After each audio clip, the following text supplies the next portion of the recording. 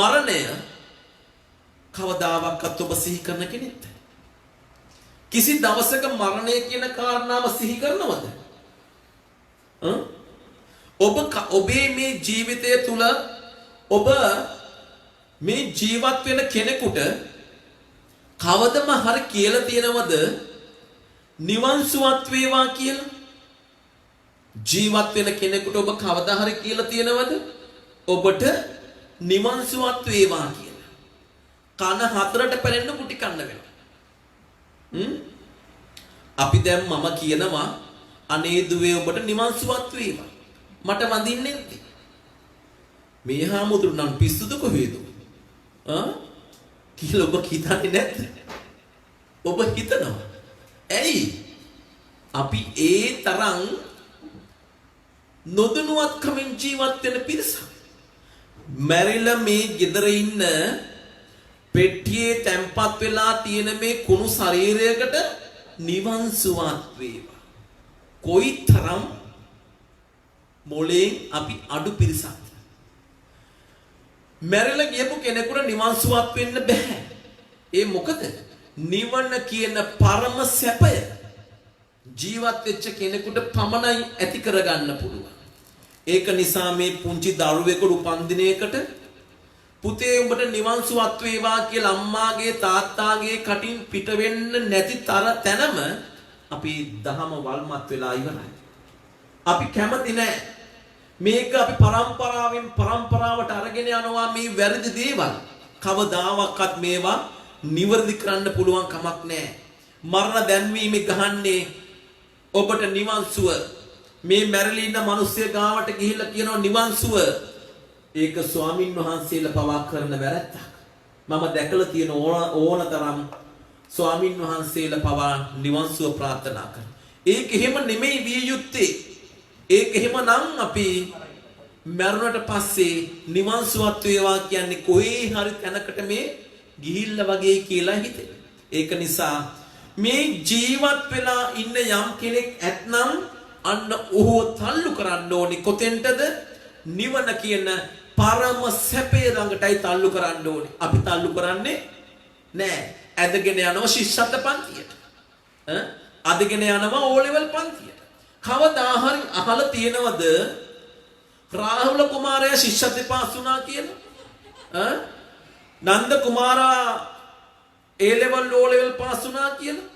ඔය බුදුරජාණන් වහන්සේගේ කල ඉගෙන ගත්තා. හැබැයි මේ වගේ තරංගයක් තිබුණා කියලා අහලා තියෙනවද? කවදාවත් අපි මේ වහපු දේවල්ද? ඇහුවේ නැහැ. හැබැයි ධර්මය තුලින් මේ අවුරුදු 6-7 දී රහත් භාවයට පත්වෙච්ච පුංචි සාමණේර හාමුදුරුවෝ ගැන නම් අපි ඇහුවා. එහෙනම් මේ දරුවෝ අපි ඇදගෙන යන්න ඕනේ කොතෙන්ටද? ධර්ම මාර්ගේ. අන්නේ ධර්ම මාර්ගය අරගෙන යන්න පුළුවන් අම්ම කෙනෙක් තාත්ත කෙනෙක් ඉන්නවා නම් අන්නේ අම්මා තාත්තා තමයි තමන්ගේ දරුවට නියම අම්ම කෙනෙකුයි තාත්ත කෙනෙකුයි උනේ. මොකද මේ පුංචි දරුවා මැරිලා ගිහිල්ලා පෙරේතෙක් වෙනවනම් අම්මා ශ්‍රේෂ්ඨයි. මේ පුංචි දරුවාගේ ආයුෂ කොච්චරද කියලා කියන්න පුළුවන්ද? මම දැක්ක මේ පහුගිය දවස්වල මේ පාරේ අයින් ඉන්න බලු පැටියෙක් අරගෙන මේ දරුවා පුංචි මේ වගේ අවුරුදු 10ක 12ක ගෑනු ළමයා අරගෙන ගෙදරට එනවා. ගෙදරට ඇවිල්ලා මේ බල්ලගෙන් ඇති වෙලා තියෙන ජල බීතිකාව නිසා ලස්සන රෝස මලක් වගේ ඉන්න දරුවා මේ අම්මා කවදාවත් හිතුවද මේ ළමයාගේ ආයුෂ මෙන්න මේ මොහොතේ ඉවර වෙයි කියලා? ඉවර වෙයි කියලා හිතුවනම් මුළු 365 දවසේම පිරිත් කියන්න දේ, යරව කියන්න දේ, මේව කියන්න දේ ගන්නෙ නැහැ. එහෙනම් මේ පුංචි දරුවෝ ගැන අපිට තියෙන සැකයක් නෙමෙයිද? සැකයක් නෙමෙයිද මේ ජීවිතයේ ආයුෂ පිළිබඳව? අන්නේ සැකිය මොකක්ද කියන කාරණාව අවබෝධ කරගන්න ඕනේ අම්ම කෙනෙක් විදියට. අන්න එහෙම අවබෝධ කරගන්න පුළුවන් නම් ඔබ මහා ශ්‍රේෂ්ඨයි.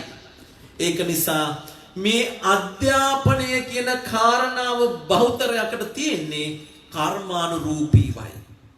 කර්මය අනුවයි මේ අධ්‍යාපනයෙන් ඉහළට යනවද එහෙම නැත්නම් අපිට පහලින් අපි අධ්‍යාපන ඉවරන කරනවද කියලා අපිට තීරණ ගන්න වෙයි.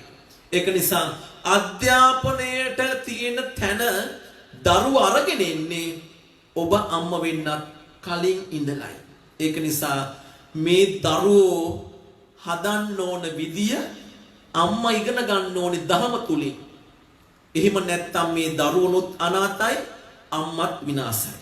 මොකද අම්මා කෙනෙක් කියන්නේ gedara ඉන්න බෝධිසත්වයාණන් වහන්සේ වගේ.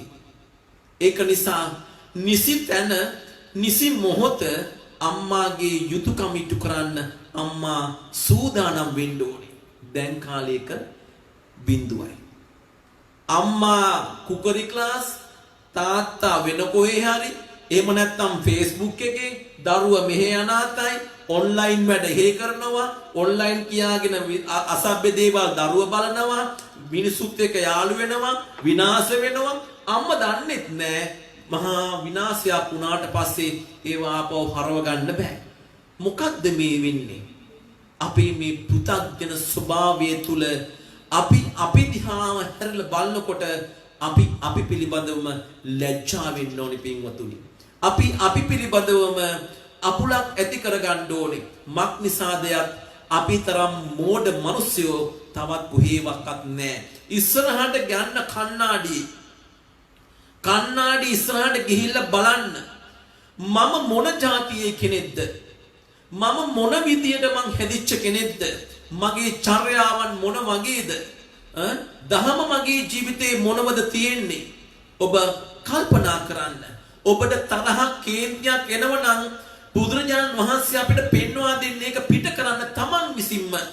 තමන්ගේ හදවතට බනින්න, තමන්ට බැනගන්න, තමන්ගේ චේතනාවට බනින්න.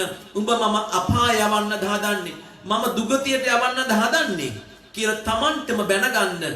ඔබ මේ වේදනාව ජීවිතයේ ඔබ කෙලවර කරගන්නේ නැහැ. ඒක නිසා ඔබ තව තවත් ඇදී යන්නේ සතර මහා අපායටයි. මේ දුක විඳින්නමයි ඔබ ඇදී යන්නේ. කල්පනා කරන්න පින්වත්නි, මේ මනුස්සාත්මය ලැබුණේ කොහොමද ඔබට? මම ධර්මදේශනාවලට ගියාම මමම හදාගත්තු භාග්‍යවතුන් වහන්සේගේ උපදෙස් මත භාග්‍යවතුන් වහන්සේ දේශනා කරපු දේවල් අනුව මම උදාහරණයක් හදාගත්තා. ඒ උදාහරණය යාවත් කාලීනයි. මහ විශාල මේ මිනුවන්ගොඩ විතර ලොකු ග්‍රවුන්ඩ් එකක් තියෙනවා. මහ විශාල මේ මිනුවන්ගොඩ සයිස්. මේ ග්‍රවුන්ඩ් එකේ එක පැත්තක වේදිකාවක් හදලා තියෙනවා. මේ ග්‍රවුන්ඩ් එකේ ඉන්න කෝටියක් විතර මිනිස්සු. මේ මං හදාගත් උදාහරණයක්. මේ ධර්මදේශ මේ කියන්නේ බුදු හාමුදුරුවන්ගේ අපේ භාග්‍යවතුන් වහන්සේගේ ධර්මයේ තුලින් උකහාගෙන මේ කෝටියක් විතර මිනිස්සුන්ගෙන් අවුරුද්දට එකපාරක් යම් කෙනෙක් අර වේදිකාවට නැගලා මේ අවුරුද්දකට එකපාරක් මුළු කෝටියම මිනිස්සුන්ට ආරාධනා කරනවා මේ ග්‍රවුන්ඩ් එකට එන්න. වරප්‍රසාදයක් තියෙනවා. යම් කෙනෙක් මේ වේදිකාවට නැගලා අවුරුද්දකට වතාවක් ඔය කෝටිය අතරින් එක්කෙනෙක්ව නම් කරනවා. කෝටියකින් එක්කෙනෙක් කියලා අතිශයින්ම වාසනාවන්තයෙක් වෙන්න එපා. ඔන්න ඔය වේදිකාවට නැගලා ඔය කෝටිය අතරින් කෙනෙක්ව පෙන්නනවා. මොකද්ද උහුට ලැබෙන අවස්ථාව? මම ඔබව යවනවා මනුලෝකෙට මිනිස්සෙක් විදියට කියලා.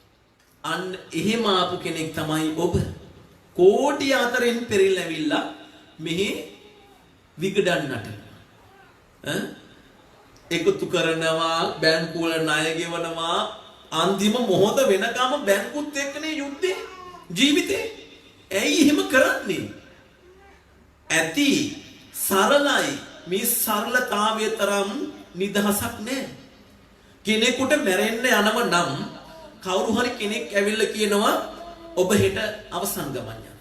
මැරෙන්න පුළුවන්ද බැංකුව මතක් වෙන්නේ නැත්නම්? පුළුවන්. බැංකුවේ අපි හිර කරගෙන ඉන්නේ. මොකක් වෙනුවෙන්ද අපි හිර වුනේ? මේ අපිව දාලා යන දේවල් නිසා. අරගෙන යන දෙයක් වෙනුවෙන් හිර වුණා නම් ප්‍රශ්නයක් නැහැ. මේව අවබෝධ කරගන්න. මම කියන්නේ නෑ ගෙවල් දොරවල් හදාගන්න එපා. ඒක ඕනේ. හැබැයි අපි ප්‍රමාණි දැනගෙන ප්‍රමාණය දැනගෙන අපි මේ දේවල් කරනවා නම් අපි ණය වෙන්නේ නැහැ. කිසි දවසක ණය වෙන්නේ නැහැ. ණය වෙන්න අපිට බෑ. මොකද අපි දන්නෝනේ ප්‍රමාණය.